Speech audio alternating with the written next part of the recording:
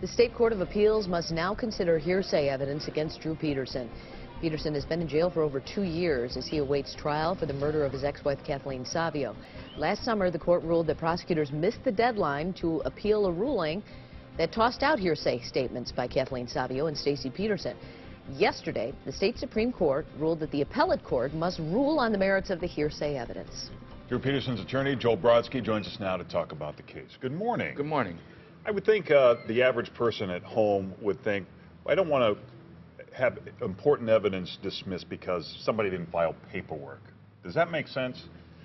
Well, and that's what the court ruled, essentially. I don't know if that's what the court ruled. They really didn't say whether or not the state's attorney filed late or not. What they said was, it doesn't matter to us. We want the appellate court to rule on the merits anyway. Okay. And this is one of the problems that when I was talking to Drew yesterday and I told him what had happened, this is one of the problems he had. He said to me, you know, they make a Drew Peterson exception to the hearsay rule. Now they're making a Drew Peterson exception to the 30-day filing rule. Why don't they just treat me like everybody else? It seems like they're willing to waive all the different rights and rules in order to get him, you know, get to convict him.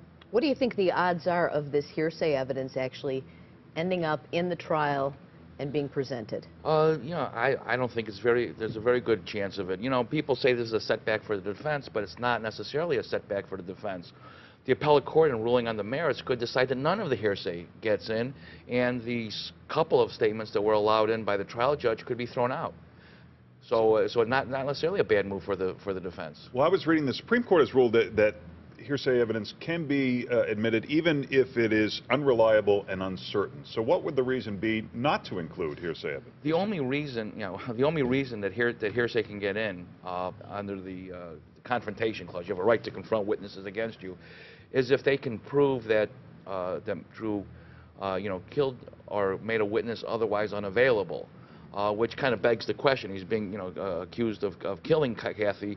Well, he didn't kill her to make her unavailable if he did kill her, or if he's found guilty of killing her, in order to make her unavailable as a witness. So you're saying there's no evidence of that? Yeah, exactly. So, it's kind of like half a backwards logic, and it really doesn't apply to this circumstance. So what do they say about how long this is going to take now? It goes back to the appeals court has to decide again now, or is it? Well, they don't have to decide again. They have to actually rule on the merits, which I said could go in our favor, but once again... Any idea on a timeline on that? Do they give you? They don't give it to us. I just estimate 4 or 5 months. But, I was talking to, like I said, I was talking to Drew yesterday, and he mentioned to me that at this point, other than trips to and from the jail, he hasn't seen the sun in over 3 years. It's his, his incarceration now is really getting, pre-trial, he hasn't been convicted of anything. It's getting to be worse than if somebody had been convicted. I thought his sons visited him for the first time over the Thanksgiving weekend. Yeah, his son, but it's a video visit. It's seeing them on TV. Video conference. And even then, he doesn't get outside. So he hasn't been outside and seen the sunlight in over 3 years. I would imagine there are a few people who have not heard of this case. What is your challenge in defending someone who is kind of an unlikable client? Well, I really think that in this case, the fact that people, might have a negative opinion of him personally, his personality, I think that people in that situation usually try to bend over backwards to be fair. And I don't necessarily know that him being personally disliked by people is going to weigh against him in a trial. I think that jurors like to say, try extra hard to be fair to somebody that they have a dislike of. So it might work in his favor.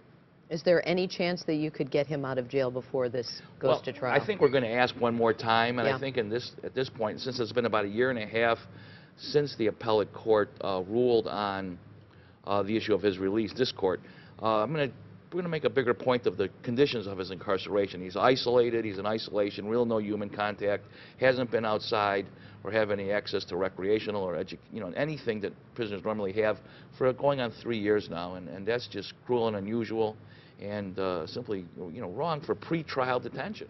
All right, Joel Brodsky, Drew Peterson's attorney, thanks for being with us. My pleasure. Thank you, Joel.